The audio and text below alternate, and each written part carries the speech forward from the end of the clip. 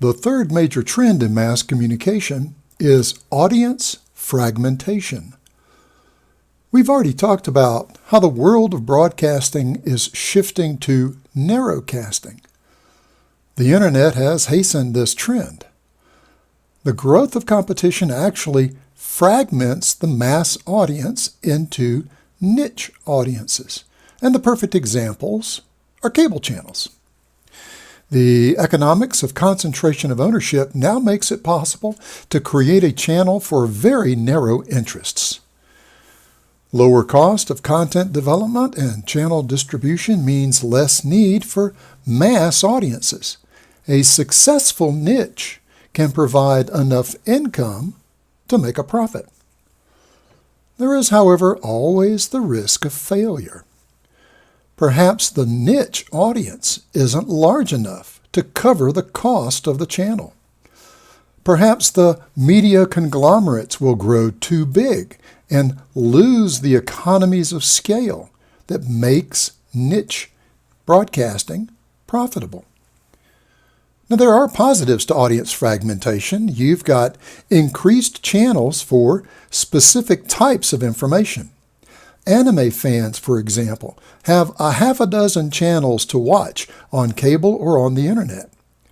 Video game fans can watch Twitch. Holding down expenses lets these channels thrive with a narrow target audience. And these examples show how the growth of niche channels have increased the amount of information available. Of course, there are negatives.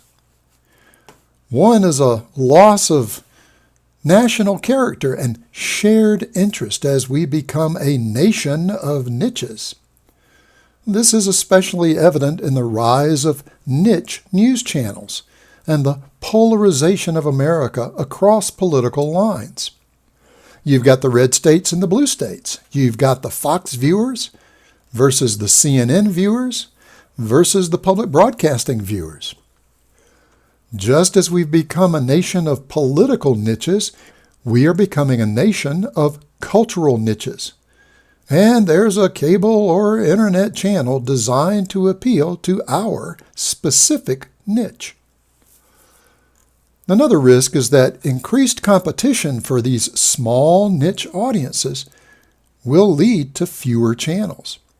First, there's growth, as many channels try to appeal to the same niche. Then there's contraction, because the market is too small to support multiple channels.